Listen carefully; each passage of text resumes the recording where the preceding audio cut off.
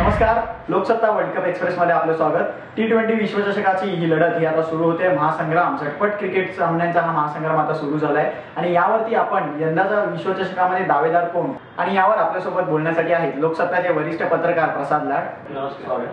तर यंदाचा विश्वचषकाचा रणसंग्राम हा ढोल वाजलेला आहे आणि आता हा सामना हळूहळू मुख्य लढत ही सुरू होईल। यंदाचे दावेदार म्हणजे हा झटपट क्रिकेटचा महासंग्राम असं आपण म्हणतो।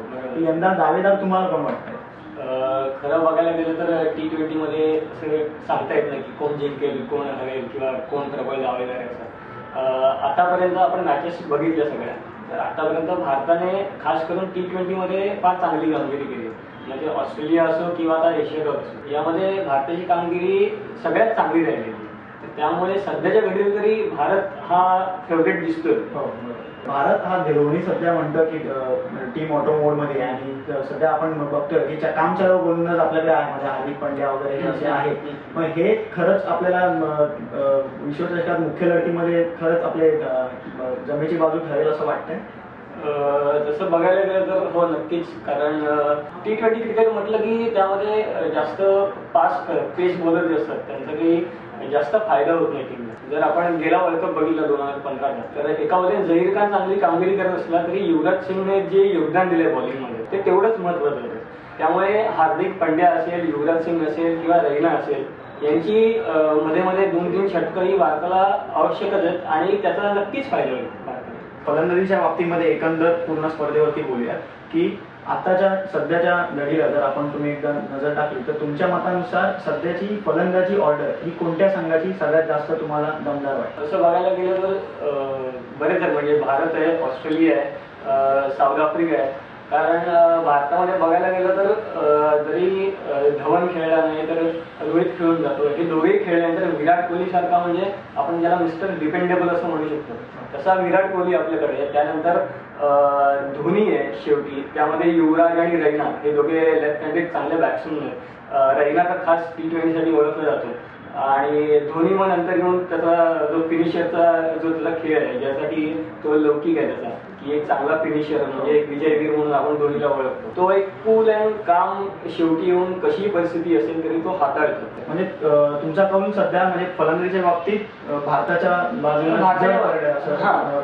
हे झालं फलंदाजीच्या बाबतीमध्ये। आपण गोलंदाजीच्या बाबतीकडे आता सध्या वळूया। गोलंदाजीमध्ये सध्या असं म्हटलं जात आहे की Pakistan had the best attack, bowling attack असं म्हणतोय, पण आशिया चषकामध्ये आपण बघितलंच की त्यांची कशी लोळण त्यांनी द्यावी लागली। तर गोलंदाजी बाबतीमध्ये खरंच असं वाटतंय पाकिस्तान जरा आता एशिया कप मध्ये आपण जे बघितलं तर ते पिचेस जे होते ते स्विंग आणि पेसला जास्त मदत करणार होते। त्यामुळे जेव्हा आपण इंडिया पाकिस्तान मॅच बघितली आणि त्याच्यामध्ये जर आपण आमिरचा पहिला स्पेल बघितला तर त्याचे जे बॉल ज्या पद्धतीने स्विंग होत होते किंवा शमीने जी शेवटी बॉलिंग टाकली तर तिथे त्यांना चांगला पेस मिळत होता, चांगला स्विंग मिळत होता।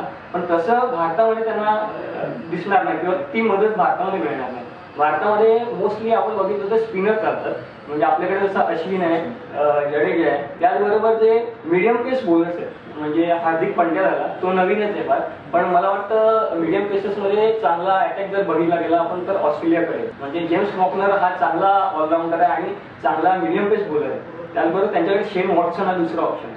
इंग्लंडकडे बघितलं लायन प्लंकेट तसं आहे थोडाफार। न्यूझीलंडकडे बघितलं तर नॅथल मॅकक्लम ज्या प्रकारे बॉलिंग करतो तर ती स्टंप धरून जी बॉलिंग करतो ती फार महत्वाची ठरेल यांच्यासाठी। प्रसाद यांचं म्हणणं आहे की धीम्या गतीचे गोलंदाज यावेळी जरा उल्लेखनीय कामगिरी करतील, त्यांच्या बाजूनी जरा चांगली गोलंदाजी असं वगैरे होईल। तर पुढचा मुद्दा असा आहे की वेस्ट इंडिजकडे आपण येऊ की ज्यांचा खेळ असं म्हटलं जातं बेमालून फटकेबाजी करणं हा T20 याचा ओळखला जातो आणि त्याला वेस्ट इंडिजला प्रायोरिटी म्हणजे तिकडे असं जास्त कल असतो। तर वेस्ट इंडिजचं किती यावेळी योगदान असेल? मला असं वाटतं की या टीम मध्ये दोन त्यांचे महत्वाचे T20 प्लेयर्स नाही। पहिला म्हणजे किरण पोलार्ड आणि दुसरा म्हणजे सुनील नारिन, तो वेस्ट इंडिज टीम मध्ये नाहीये।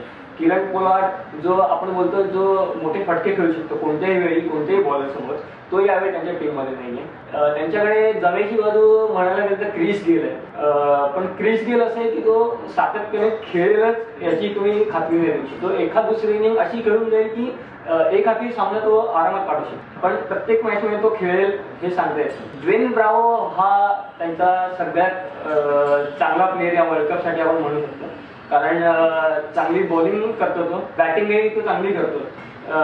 डॅरेन सॅमी सारखा प्लेअर आहे त्यांच्याकडे। पण एकंदरीत टीम बघितली तर तेवढी पॉवर पॅक त्यांची टीम नाही वाटत. आणि इंग्लंडच्या बाबतीमध्ये काय म्हणजे मॉर्गन वगैरे सारखे प्लेयर्स आहेत, त्यांनी एकदा विश्वचषक जिंकलेला आहे. तर असं वाटतं की यंदा म्हणजे सेमीफायनल्स पर्यंत तरी पोहोचू शकतो. इंग्लंडची टीम आपण बघितली तर त्यांच्याकडे मॉर्गन जसं म्हणाल तुम्ही, तो एक चांगला प्लेअर आहे, बेन स्टोक एक चांगला प्लेअर आहे, लाईन प्लंकेट एक चांगला प्लेअर आहे. पण सगळ्यात उल्लेख करावा मला वाटतं तो मोईन अलीचा. Moeen Ali as a batsman म्हणून टीममध्ये आला होता, ओपनर म्हणून.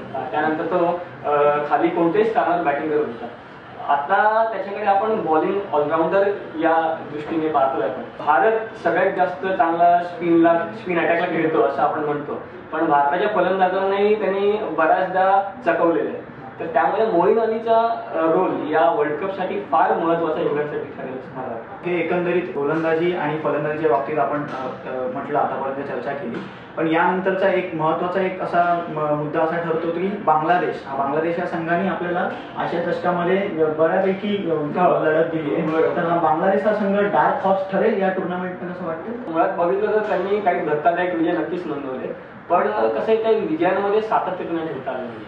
मुळात टीममध्ये काही अनुभवी प्लेअर आहेत, जसे शकीब असेल, जमीम असेल, चांगले प्लेयर्स आहेत त्यांच्याकडे, पण जो अनुभव म्हणतो तो त्यांच्याकडे फार कमी आहे. ते या विश्वचषकात धक्के देतीलही, पण ते डार्क हॉर्स ठरतील असं सध्या तरी नाही वाटत.